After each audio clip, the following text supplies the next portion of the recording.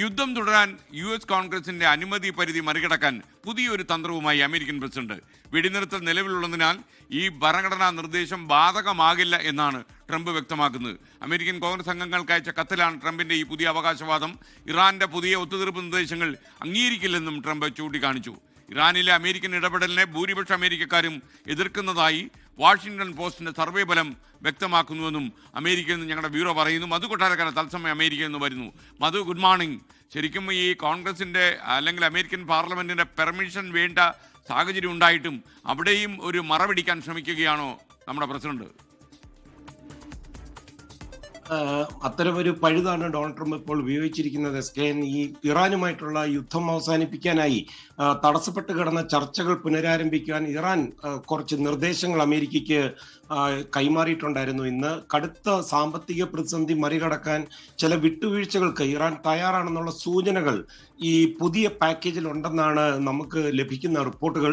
എന്നാൽ പ്രധാന വിഷയങ്ങൾ, അതായത് ഹോർമോസ് കടലെടുക്ക്, ആണവ വിഷയം, ഇതിലെല്ലാം ഈ അമേരിക്ക ഇറാൻ ഇപ്പോഴും അകലെയാണ്. എന്നാൽ ഈ നിർദ്ദേശങ്ങൾ തന്നെ തൃപ്തിപ്പെടുത്തുന്നില്ലെന്നാണ് പ്രസിഡന്റ് ട്രംപ് ഇന്ന് ഫ്ലോറിഡയ്ക്ക് പോകും മുമ്പ് മാധ്യമങ്ങളോട് സംസാരിക്കുമ്പോൾ പറഞ്ഞത്.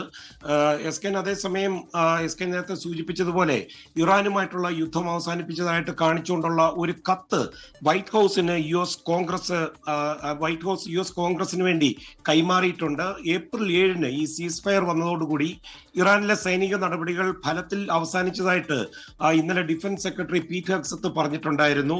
മറ്റ് ഉദ്യോഗസ്ഥരും അതേ രീതിയിൽ അവകാശപ്പെടുന്നുണ്ടായിരുന്നു. എന്നാൽ പശ്ചിമേഷ്യയിൽ അമേരിക്കൻ സൈന്യം തുടരുമെന്നാണ് ട്രംപ് ഒരു വശത്ത് പറയുന്നതും. യുദ്ധം തുടരുന്നതിന് മെയ് 1 US ഭരണഘടനാ പ്രകാരം US കോൺഗ്രസിന്റെ അംഗീകാരം നേടണമെന്നാണ് നിലവിലുള്ള നിയമപരമായ വ്യവസ്ഥ. ഈ സമയപരിധി മറികടക്കാനാണ് യുദ്ധം അവസാനിപ്പിച്ചെന്നുള്ള ഈ കത്ത് ഡൊണാൾഡ് ട്രംപ് ഇപ്പോൾ നൽകിയതെന്നാണ് കരുതുന്നത്.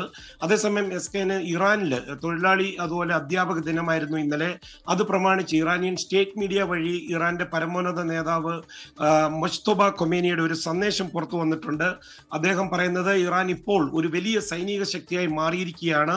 വരും തലമുറയുടെ മനസ്സിൽ ഇറാനിയൻ അതുപോലെ ഇസ്ലാമിക് വിശ്വാസം വളർത്തുവാൻ ഇറാനിലെ അധ്യാപകർ ശ്രദ്ധിക്കണം എന്നാണ് അദ്ദേഹം പറയുന്നത്. അത് മാത്രമല്ല, ഈ വിദേശ ഉൽപ്പന്നങ്ങളൊക്കെ ഉപേക്ഷിച്ച് സ്വദേശി ഉൽപ്പന്നങ്ങൾ വാങ്ങുവാൻ അദ്ദേഹം ജനങ്ങളോട് ആഹ്വാനം ചെയ്തിട്ടുണ്ട്.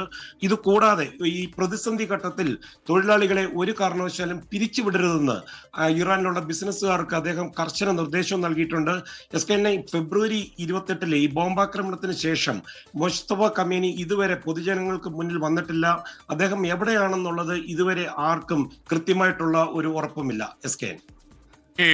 താങ്ക് യു മധു കൊട്ടാരക്കരയാണ് വിവരങ്ങൾ നൽകിയത്. എന്തായാലും അമേരിക്കൻ പ്രസിഡന്റ് ചെറിയൊരു പുലിവാലമാണ്. അമേരിക്കൻ പാർലമെന്റായ കോൺഗ്രസിന്റെ പെർമിഷൻ, അനുമതി ആവശ്യമുണ്ട് യുദ്ധം തുടരാനെന്ന കാര്യത്തിൽ.